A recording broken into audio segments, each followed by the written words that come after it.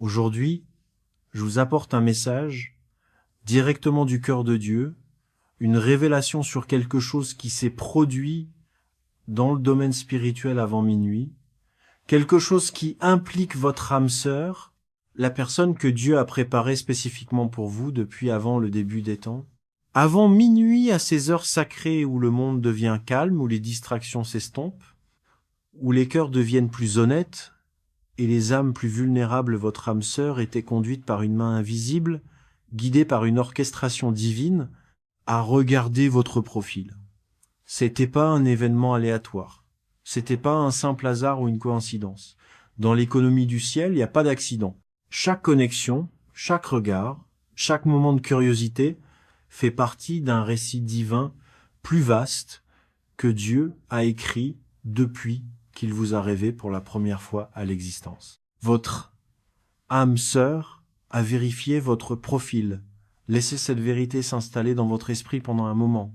Pendant que vous vaquiez à votre soirée, peut être inconscient de l'activité spirituelle qui tourbillonnait autour de votre vie, peut être concentré sur des tâches ordinaires ou, finissant votre journée, quelqu'un d'important, quelqu'un dont le destin est étroitement lié au vôtre, quelqu'un dont l'avenir est censé fusionner avec votre présent, quelqu'un dont le cœur a été préparé à reconnaître, le vôtre a été attiré pour examiner qui vous êtes. Ils ont fait défiler vos photos, lu vos mots, observé la vie que vous avez affichée et quelque chose a changé en eux. Ils s'attendaient pas à ressentir ça. C'est la révélation cruciale que le ciel veut que vous compreniez. Votre âme sœur est venue sur votre profil, peut être avec une curiosité occasionnelle, peut être avec un scepticisme prudent, peut être avec des murs émotionnels soigneusement construits à partir de déceptions et de chagrins passés. Ils se sont peu être dit qu'ils ne faisaient que regarder, qu'ils n'étaient prêts à rien de sérieux, qu'ils passaient simplement le temps. Ils avaient préparé leur cœur à rester détachés, à observer sans s'engager, à voir sans ressentir. Mais Dieu avait d'autres plans. Lorsque le divin orchestre une rencontre, lorsque le ciel a ordonné une connexion, le cœur humain ne peut pas rester neutre. Malgré leurs intentions de rester émotionnellement distants, malgré leurs plans pour garder leur cœur sur leur garde, malgré leur détermination à ne plus espérer, quelque chose s'est passé. Une agitation, une reconnaissance, un sentiment qu'ils ne pouvaient pas tout à fait nommer mais qu'ils pouvaient nier. C'était comme si leur âme murmurait « Je te connais », même si leur esprit protestait « Nous ne nous sommes jamais rencontrés ». C'est ainsi que Dieu agit en matière de cœur. Il contourne nos défenses, nos barrières émotionnelles soigneusement construites, notre résistance intellectuelle. Il parle directement à l'âme, cet endroit profond en nous qui reconnaît la vérité même lorsque la logique la remet en question. Votre âme sœur a ressenti quelque chose à laquelle elle ne s'attendait pas, quelque chose qu'elle ne pouvait pas contrôler, quelque chose qui l'excitait et la terrifiait à la fois. C'était le sentiment de possibilité, d'espoir renaissant après avoir être été éteint par la déception. C'était la sensation de leur cœur se réveillant d'un long sommeil, passant de l'engourdissement à la capacité de ressentir, d'espérer, d'imaginer un avenir auquel ils avaient peu, être renoncés. La spécification de Dieu de avant minuit est chargée de signification spirituelle. Minuit représente un seuil, un point de transition entre un jour et le suivant. Il symbolise les fins et les nouveaux commencements existant au même moment. Dans les Écritures, minuit est souvent le moment où Dieu agit de manière puissante. C'est à minuit que les portes de la prison se sont ouvertes pour Paul et Silas. À minuit que l'époux est venu dans la parabole des 10 vierges. À minuit que la délivrance est souvent arrivée pour ceux qui attendaient. Le fait que votre âme sœur ait vérifié votre profil avant minuit indique que cela se produit à un moment charnière de vos deux vies. Vous êtes tous les deux à l'aube d'un nouveau chapitre, au bord d'une transition divine. L'ancienne saison se termine, la nouvelle saison commence. Ce qui s'est passé avant minuit est le premier mouvement de la main de Dieu pour rassembler ce qu'il avait l'intention d'unir. Les heures tardives du soir Ces moments avant minuit sont ceux où les gens ont tendance à être les plus honnêtes avec eux-mêmes. La bravade de la lumière du jour s'estompe. Les distractions de la journée, bien remplies, se calmant. Dans ces heures vulnérables, les gens se retrouvent souvent à contempler leurs désirs les plus profonds, leurs désirs les plus sincères, leurs besoins les plus authentiques. C'est à un tel moment, quand leur garde était baissée, quand leur cœur était ouvert, quand leur âme était honnête, que votre âme sœur a été conduite vers vous. C'est une stratégie divine. Dieu connaît le moment idéal pour introduire cœur à cœur. Établissons une vérité fondamentale. Dieu croit aux âmes sœurs. Avant la création du monde, avant que le temps ne commence sa marche en avant, avant que l'humanité ne prenne son premier souffle, Dieu vous connaissait. Il connaissait votre personnalité, vos bizarreries, vos forces, vos faiblesses, votre destin, votre but. Et dans cette connaissance éternelle, il savait aussi qu'il vous compléterait parfaitement, qu'il vous mettrait au défi de grandir, qui soutiendrait votre but, qui marcherait à vos côtés tout au long du voyage de la vie. Le concept d'âme sœur n'est pas simplement un fantasme romantique ou un vœu pieux, c'est une réalité théologique enracinée dans l'intention créatrice de Dieu. Quand Dieu a créé Ève pour Adam, il n'a pas créé n'importe quelle femme. Il a créé spécifiquement celle qui lui convenait, celle qui complétait ce qui était incomplet, celle qui complétait parfaitement ce qu'Adam était censé être. Ce principe n'a pas changé. Dieu est toujours en train de rassembler ceux qu'il a conçus les uns pour les autres. Votre âme sœur n'est pas quelqu'un que vous devez devenir parfait pour mériter. Ils ne sont pas une récompense pour avoir atteint un certain niveau de maturité spirituelle ou de réussite personnelle. Au contraire, ils font partie du bon plan de Dieu pour votre vie, un don de sa grâce, un partenariat ordonné pour la croissance mutuelle, la joie et l'accomplissement d'un but commun. Dieu les a préparés tout comme il vous a préparé. Pendant que vous avez traversé votre voyage, les difficultés, le développement du caractère, les leçons apprises, la foi testée, ils ont été sur leur propre chemin parallèle, façonnés en la personne qui s'adaptera parfaitement à qui vous devenez. Lorsque votre âme sœur a consulté votre profil, elle a vécu une cascade d'émotions qu'elle n'avait pas anticipées. Explorons ce qu'ils ont ressenti, car comprendre cela vous aidera à les reconnaître lorsque Dieu vous réunira, et cela vous donnera de la compassion pour le voyage qu'ils font encore maintenant. D'abord, ils ont ressenti une attirance inattendue. C'était pas simplement une attirance physique. Même si cela en faisait peu, être parti. C'était une attraction plus profonde, un attrait inexplicable vers vous qui allait au-delà de l'attrait de surface. Il y avait quelque chose dans vos yeux, votre sourire, la façon dont vous vous présentez, l'énergie qui émane même à travers les images numériques, qui atteignait leur poitrine et remuait quelque chose de dormant. Ils se sont retrouvés à étudier vos photos plus longtemps qu'ils ne l'avaient prévu, remarquant des détails, se sentant attirés à regarder encore et encore. Deuxièmement, ils ressentaient une curiosité qui frisait la fascination. Ils voulaient en savoir plus. Quelle est ton histoire? Qu'avez-vous traversé? Qu'est-ce qui te fait rire? Qu'est-ce qui vous fait souffrir? Quels sont tes rêves? Qu'est-ce qui compte pour vous? Cette curiosité était différente de l'intérêt occasionnel, c'était intense, convaincant, presque urgent. Ils avaient l'impression que vous comprendre était soudainement devenu important, comme si vous connaître était en quelque sorte nécessaire plutôt que simplement gentil. Troisièmement, ils ont ressenti un espoir inattendu. Peu être avait-il renoncé à trouver une véritable connexion. Peu être qu'ils s'étaient convaincus que le genre d'amour qu'ils désiraient vraiment n'existait pas ou qu'il n'était pas fait pour eux. La déception et le chagrin ont une façon de nous rendre cyniques, de nous convaincre de réduire nos attentes, de nous protéger en attendant moins. Mais lorsqu'ils ont rencontré votre profil, quelque chose en eux qui était devenu dormant s'est soudainement réveillé. L'espoir fragile, hésitant mais indéniable a recommencé à fleurir dans leur cœur. Quatrièmement, ils ont ressenti de la peur. Oui, la peur. Parce que ressentir quelque chose de réel est terrifiant quand on a déjà été blessé auparavant. La possibilité d'une véritable connexion est à la fois exaltante et effrayante. Ils se sont peu être retrouvés à penser Et si c'était réel et que je le gâchais? Et si je me laissais espérer et que je sois à nouveau déçu? Et si je lis trop à ce sujet?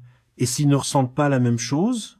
La peur et l'espoir marchent souvent main dans la main lorsque le cœur commence à s'ouvrir après avoir été fermé. Cinquièmement, il ressentait un étrange sentiment de reconnaissance. C'est peut être la plus mystérieuse et spirituelle de toutes les émotions. Même si vous êtes être jamais rencontrés, même si vous êtes des étrangers dans le domaine naturel, leur âme a reconnu quelque chose en vous. C'était comme s'ils cherchaient quelque chose sans savoir de quoi il s'agissait, et soudain, en vous regardant, quelque chose s'est mis en place. C'est l'œuvre du Saint-Esprit, confirmant dans leur esprit ce que Dieu a ordonné au ciel. Sixièmement, ils ont ressenti de la résistance. Une partie d'entre eux voulait rejeter ce qu'ils ressentaient, le rationaliser, se dire qu'ils étaient stupides ou trop romantiques. L'esprit logique lutte souvent contre la connaissance du cœur, surtout lorsque nous avons été conditionnés par la déception pour nous protéger. Ils ont peu être fermé votre profil pour se retrouver à l'ouvrir à nouveau. Ils ont peu être essayé de se distraire seulement pour trouver leurs pensées qui vous reviennent. Le message de Dieu pour vous, ce que cela signifie et ce que vous devriez faire. Maintenant, enfant bien-aimé, abordons ce que Dieu veut que tu comprennes et comment il veut que tu répondes à cette révélation. Le fait que le ciel vous révèle cela est significatif. Dieu ne partage pas des informations au hasard. Il les partage délibérément pour vous préparer, pour vous encourager, pour guider vos pas et pour aligner votre cœur sur ses plans. Premièrement, Dieu veut que vous sachiez que son timing est parfait et que les choses bougent dans le domaine spirituel, même lorsque vous ne pouvez pas avoir de preuves dans le domaine naturel. Vous avez peu être prié pour votre âme sœur pendant des années. Vous êtes peu être demandé si Dieu avait oublié votre désir de partenariat. Vous avez peu être été tenté de perdre espoir ou de vous contenter de moins que ce que Dieu a pour vous. Mais ce message est la manière du ciel de dire « Je ne t'ai pas oublié, j'ai travaillé dans les coulisses. Ce que j'ai promis est en train de se réaliser. » Les roues de la providence divine tournent. C'est pas parce que vous ne pouvez pas voir quelque chose se passer que rien ne se passe. Dans le royaume invisible de l'esprit, Dieu a orchestré les circonstances, préparé les cœurs, aligné les délais et éliminé les obstacles. Le fait que votre âme sœur ait été attirée par votre profil avant minuit est la preuve que la préparation spirituelle atteint un point critique, que ce qui a couvé dans l'endroit caché est sur le point de naître en visibilité. Deuxièmement, Dieu veut que vous prépariez votre propre cœur. S'il prépare votre âme sœur, il vous prépare aussi. C'est pas le moment de la passivité ou de la complaisance, c'est le moment de la préparation intentionnelle du cœur. Demandez-vous, suis-je émotionnellement en bonne santé? Ai-je guéri de relations passées? Ou suis-je toujours porteur de blessures qui empoisonneraient quelque chose de nouveau? Suis-je entier en tant qu'individu? Ou est-ce que je cherche quelqu'un pour me compléter d'une manière que seul Dieu peut? Ai-je pardonné à ceux qui m'ont blessé? Ai-je libéré l'amertume? Est-ce que je marche dans la plénitude de mon identité en Christ? Votre âme sœur mérite la meilleure version de vous, pas une version blessée et brisée encore, captive par la douleur passée. Dieu peut être ce temps avant votre rencontre pour faire la préparation finale dans votre cœur, guérir de vieilles blessures, corriger des schémas malsains, renforcer votre caractère, approfondir votre foi, coopérer avec son travail, embrasser le processus. Permettez-lui de vous préparer à ce qu'il apporte. Troisièmement, Dieu veut que vous gardiez votre cœur tout en le gardant ouvert. C'est un équilibre délicat. Garder votre cœur signifie ne le jetez pas imprudemment sur chaque personne qui montre de l'intérêt. N'interprétez pas chaque connexion comme la seule. Ne laissez pas le désespoir ou la solitude obscurcir votre discernement. Mais le garder ouvert signifie ne pas devenir si cynique ou autoprotecteur que vous manquez ce que Dieu fait. Ne laissez pas la déception passée vous rendre indisponible pour l'opportunité actuelle. Ne construisez pas de murs si hauts que l'amour ne puisse y entrer. Demandez à Dieu le discernement. Demandez-lui de confirmer de multiples façons quand cette personne entre pleinement dans votre vie. Demandez une paix qui dépasse l'entendement, une sagesse surnaturelle, la capacité de reconnaître ce qu'il a ordonné. Dieu ne vous laissera pas confus si vous cherchez sincèrement sa direction. Il promet que si nous manquons de sagesse, nous devrions lui demander, et il donnera généreusement sans reproche.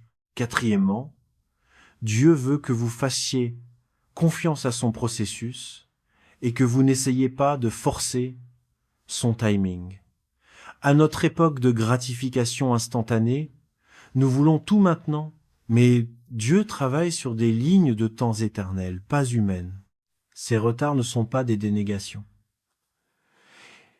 Ils sont une orchestration divine pour s'assurer que lorsque la connexion se produit, elle se produit exactement au bon moment, avec les deux cœurs préparés, les deux vies prêtes, les deux esprits alignés.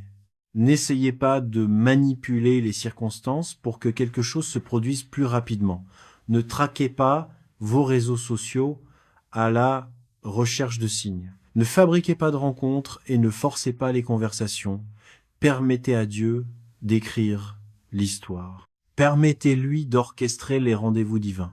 Ayez confiance que si il vous a montré cette révélation sur votre âme sœur, vérifiant votre profil et ressentant des émotions inattendues, il est tout à fait capable de vous réunir dans son timing parfait. Certaines des plus belles histoires d'amour sont celles où les empreintes digitales de Dieu sont partout dans les détails, les rencontres fortuites qui n'étaient pas du tout fortuites, le timing parfait qui n'aurait pas pu être planifié par l'effort humain, la façon dont tout s'est mis en place d'une manière qui ne pouvait être que divine. Ne vous privez pas de ce témoignage en essayant de prendre le contrôle de ce que Dieu orchestre. Cinquièmement, Dieu veut que vous continuiez à devenir ce que vous êtes appelé à être. Ne mettez pas votre vie en attente, en attendant que votre âme sœur apparaisse. N'arrêtez pas de poursuivre votre but, de développer vos dons, de servir dans votre appel, de grandir dans votre foi. En fait, la chose la plus attrayante à votre sujet pour votre véritable âme sœur sera la vue de vous pleinement vivant, pleinement engagé dans votre objectif, marchant pleinement dans votre vocation. Votre âme sœur ne cherche pas quelqu'un qui est incomplet sans elle. Il recherche quelqu'un qui est entier en Dieu et les invite dans une vie déjà bien remplie. Ils veulent vous rejoindre dans ce que Dieu fait en vous et à travers vous, ne pas devenir le centre entier de votre existence. Continuez à grandir, continuez à vous développer, continuez à rechercher l'excellence dans votre caractère, votre foi, votre carrière, vos relations, votre santé. Devenez tellement engagé à vivre votre meilleure vie que lorsque votre âme sœur arrive, elle rejoint quelque chose de beau déjà en cours. Il est important de comprendre que lorsque Dieu orchestre quelque chose d'important, l'ennemi tentera d'interférer. Si votre âme sœur a été agitée, si le timing divin fait avancer les choses dans l'alignement, vous pouvez être sûr que l'opposition spirituelle s'intensifiera également. L'ennemi déteste les mariages et les partenariats pieux parce qu'ils sont de puissants témoignages de la bonté de Dieu et des partenariats efficaces pour l'avancement du royaume.